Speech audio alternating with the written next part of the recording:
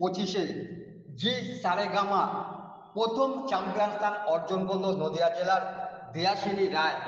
নদিয়ার মদনপুরের বাসিন্দা দেয়াসিনী, তার বাবা দেবানন্দ রায় প্রখ্যাত মিউজিশিয়ান ও মা প্রখ্যাত নৃত্য শিল্পী।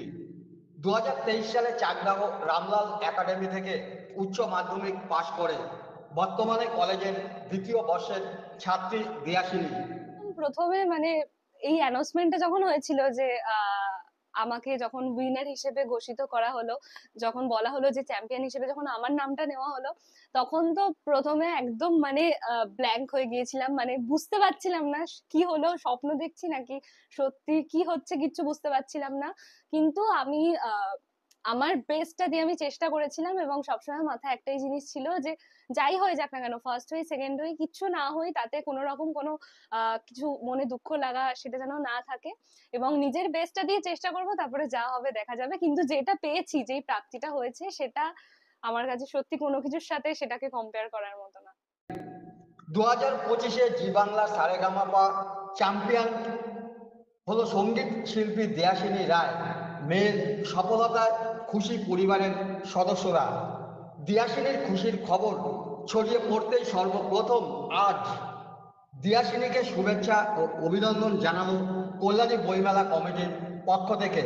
এদিন বইমেলা কমিটির সম্পাদক সোমনাথ মজুমদার সহ উপস্থিত ছিলেন কল্যাণী বিশ্ববিদ্যালয়ের প্রাক্তন অধ্যাপক ও অন্যান্য সদস্যরা। আমরা কল্যাণী বইমেলা কমিটির পক্ষ থেকে দিয়াশিনীকে আমরা অভিনন্দন জানাই। দিয়াশিনীর জন্য আমরা গর্বিত কল্যাণীবাসী, কল্যাণী বইমেলার সমগ্র পরিবার অনুপ্রাণিত। আর ব্যক্তিগতভাবে আমার একটু উপরি পাওনা, দিয়াশিনী আমাদের বিদ্যালয় চাকদা রামলাল একাডেমির ছাত্রী। ও চাকদা রামলাল একাডেমিতে একাদশ শ্রেণীতে 2020 সালে ভর্তি হয়েছিল, এবং 2023 সালে ও আমাদের বিদ্যালয় থেকে হায়ার সেকেন্ডারি পাশ করেছে। আমার কাছে আসা হয়েছে, এবং শুধু তাই নন, আমার স্যার সোমনাথ স্যার আমার কাছে এসেছেন আমার সাথে দেখা করতে, আমাকে কিছু সম্বর্ধনা দিতে এবং আমাকে আশীর্বাদ করতে। সেটার জন্য আমার খুব খুব ভালো লাগছে। সাফল্যের জন্য তো অবশ্যই আনন্দ হচ্ছে, এবং আমার থেকেও বেশি আমি যে আমার স্যার ম্যামদের এবং আমার বাড়ির সকল আমার পরিবারের সকলকে, এবং শুধুমাত্র তাই নন, আমার যারা মদনপুরবাসী কল্যাণীবাসী যারা আছেন তাদের সকলকে আমি এত আনন্দ দিতে পেরেছি, তাদের মুখের এই হাসিটা দেখে আমার সত্যি খুব খুব ভালো লাগছে। এবং আমি চেষ্টা করব এভাবে আরো আরো তাদেরকে অনেক অনেক গর্ব অনুভব করাতে, আরো অনেক ভালো কাজ করার চেষ্টা করব। ধন্যবাদ। 2025-এ কল্যাণী বইমেলার মূল মঞ্চে দিয়াশিনীকে অনুষ্ঠান করার আবেদন জানানো হয় কল্যাণী বইমেলা কমিটির পক্ষ থেকে। ওই দিন ওই সময় কি পারফর্ম করলো, কোনোই ফ্যাক্টর সেখানে কাজ করে, সে কেউ এক্সেল হয়ে গেল, একজন ফার্স্ট হলো, সবাই তো ফার্স্ট হলো না।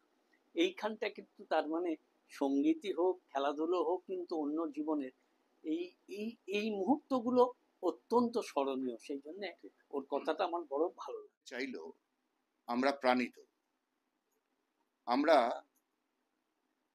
কল্যাণী বইমেলা কমিটির পক্ষ থেকে দিয়াশিনীকে আমন্ত্রণ জানাচ্ছি